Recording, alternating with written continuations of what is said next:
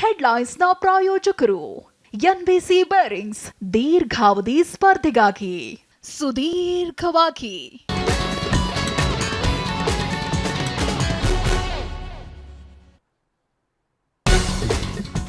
Tanker ಮಾಫಿಯಾಗೆ ಪಾಲಿಕೆ warning, ನೀರು ಸರಬರಾಜಿಗೂ ಇರಬೇಕು ಲೈಸೆನ್ಸ್, ಬನಶಂಕರಿ ಗುಡಿಗೂ ಜಲಕ್ಷಾಮ.